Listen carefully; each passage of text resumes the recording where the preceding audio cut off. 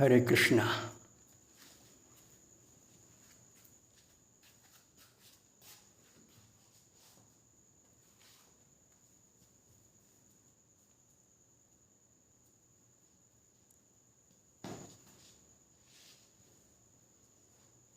हरि ओम तत्सत।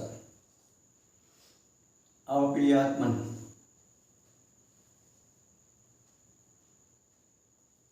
कुछ सत्संग चर्चा कर लें।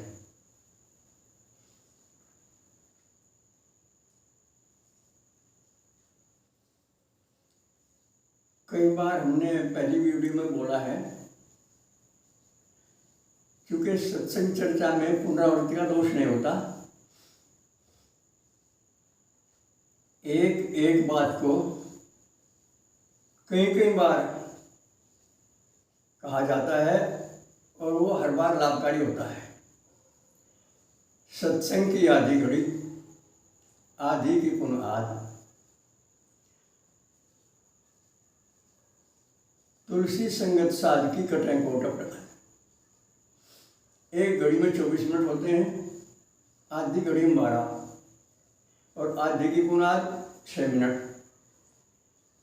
केवल 6 मिनट के सत्संग में ही बेड़ा पार हो सकता है। हुआ है बहुत सारे महापुरुषों का, परंतु आज हम गिरते हुए समय की चपेट में आकर इस बात को हृदय में नहीं ले जा पाते। अंगूरा तो दे लेते हैं, कह तो लेते हैं कहाँ ठीक है, लेकिन प्रयोग नहीं कर पाते क्योंकि विश्वास नहीं हो पाता।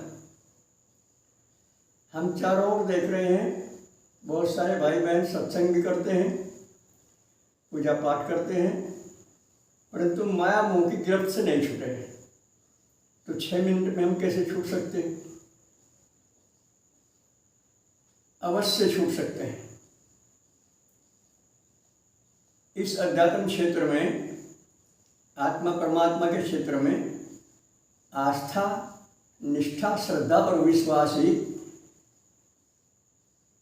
विशेष लाभकारी हुआ करते हैं।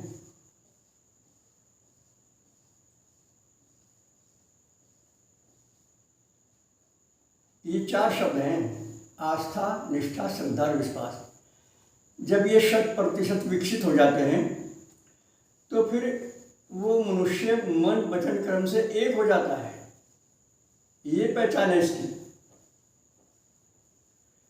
और जब तक हम मन वचन कर्म से एक नहीं होते, आस्था, निष्ठा, श्रद्धा, विश्वास में न्यूनता रहती है, कमी रहती है,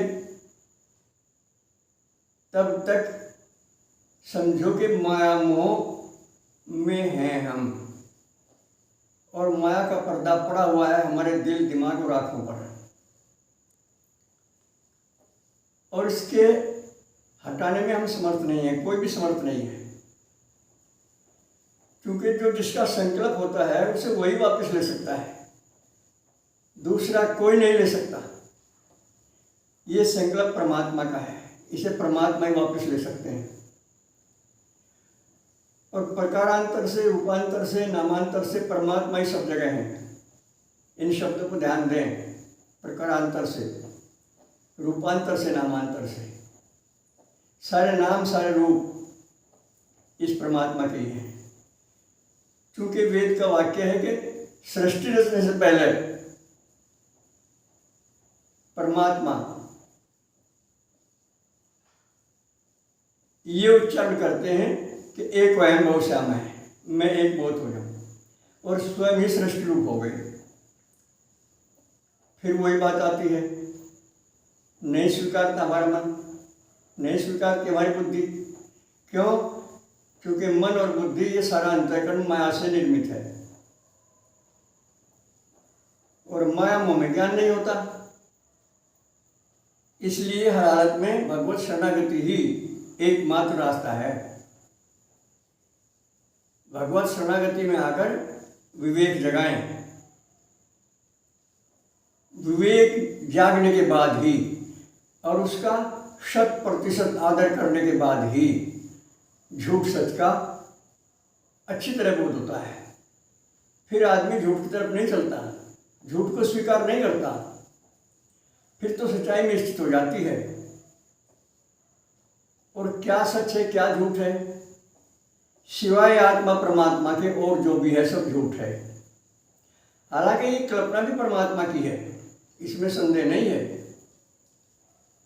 इस बात को ध्यान में रखते हुए हमें झूठ से ऊपर उठना है।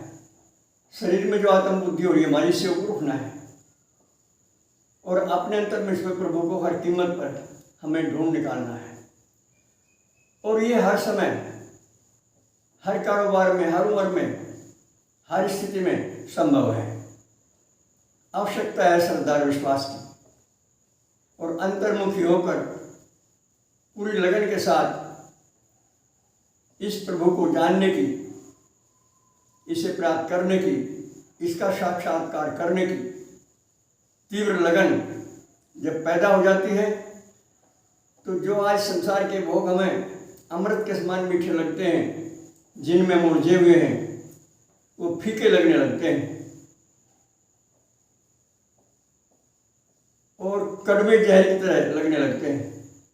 बड़े प्रमाण है इस बात के। जिन जिन साधकों ने, भक्तों ने, महात्माओं ने आत्मदर्शन किया है, भगवत दर्शन किया है, फिर उनकी दृष्टि, उनका रुझान, उनकी रुचि संसार के भोगों की ओर नहीं रहती, बल्कि संसारी जीवों के कल्याण की ओर हो जाती है।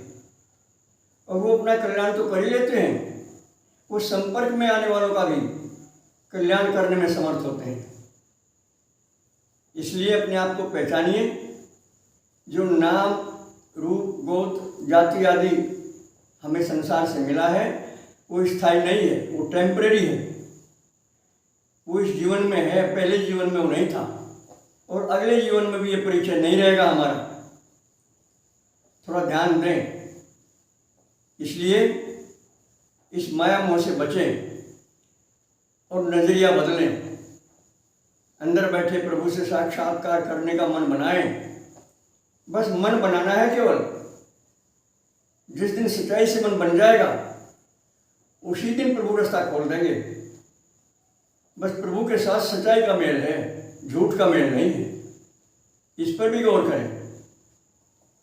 जब तक हम सच्चाई में स्थित नहीं होते, झूठ का परित्याग नहीं करते, तब तक हमारी सारी प्रार्थना, सारी पूजा, सारा पाठ, सारी भजन भक्ति, सारे सत्संग सब गुरु धारण करने एक औपचारिक मात्र हो जाते हैं और उनका लाभ हमें नहीं मिल पाता। इसलिए उठिए, जागिए, विवेक जगाइए और विवेकवान लोगों के संपर्क में आइए। ये विवेकवान समाज का निर्माण हमें निमित्त बनाकर भगवान ने किया है जन कल्याण के लिए। इसके सदस्य बनिए, इसे लाइक कीजिए, शेयर कीजिए और एक बार सदस्य बनने के बाद निरस्त ना करें। मैंने देखा है कई बार सदस्य संख्या घटती बढ़ती रहती है। जब एक बार सदस्यता ग्रहण कर ली और फिर निरस्त कर दी तो विश्वास नहीं आया, श्रद्धा जागृत नहीं हुई। ये तो जन कल्याण का साधन है। स्वयं अपना भी कल्याण करें और जन कल्याण की भावना से प्रेरित हों और एक बार सोचकर जो सही दिशा में कदम उठाएं उसे वापस डालें। ये हम सबके लिए परमावश्यक है। बस आज इतना ही। सर्वे भवन्तु सुखिनः, सर्वे सन्तु निरामया, सर्वे भद्राणि पश्यन्तु, मा कश्चित् दुर्भाग् भवेत्। हरि ओम तत्सत्। ओम शंकराय नमः।